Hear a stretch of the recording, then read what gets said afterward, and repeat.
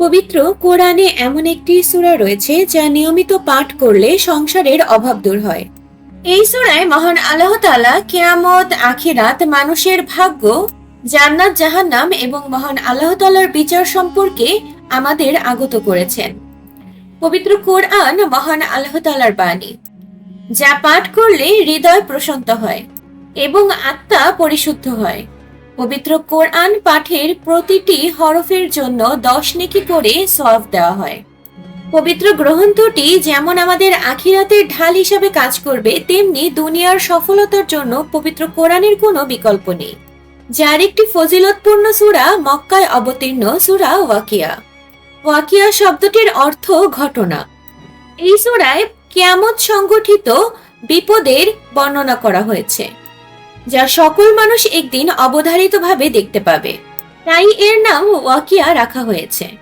এই সূরা কিয়ামত এবং তার পরবর্তী অবস্থা হতে মানুষকে সতর্কতা জারি করে এবং মহান আল্লাহ তাআলার পথে ফিরে আসার জন্য তাগিদ দেয়।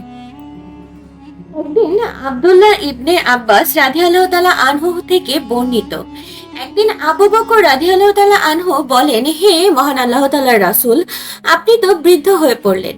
তখন নবীজি রাসূল সাল্লাল্লাহু আলাইহি ওয়াসাল্লাম বললেন, হ্যাঁ, আমাকে সূরা হুদ, ওয়াকিয়া, মুরসালাত, নাবা এবং সূরা তাকউইর বৃদ্ধ করে ফেলেছে।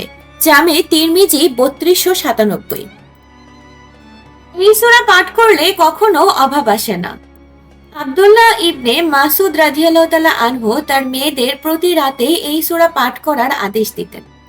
আল্লাহর রাসূল সাল্লাল্লাহু আলাইহি ওয়াসাল্লাম বলেছেন, যে ব্যক্তি প্রতিদিন রাতে সূরা ওয়াকিয়া পাঠ করবে তাকে কখনো দারিদ্রতা স্পর্শ করবে না। বাইহাকি 2498।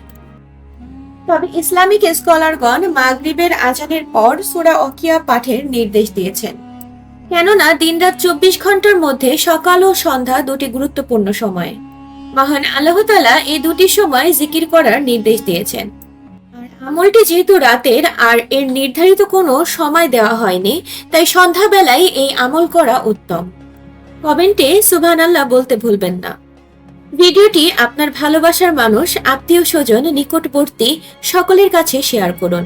এই ধরনের আরো ভিডিও পেতে, আপডেট পেতে আমাদের বিনোদন 24 ঘন্টা চ্যানেলটি সাবস্ক্রাইব করে রাখুন। ভিডিওটি যদি বিন্দুমাত্র ভালো লেগে থাকে একটি লাইক দিয়ে সাথে থাকবেন। ধন্যবাদ। বিনোদন 24 ঘন্টা।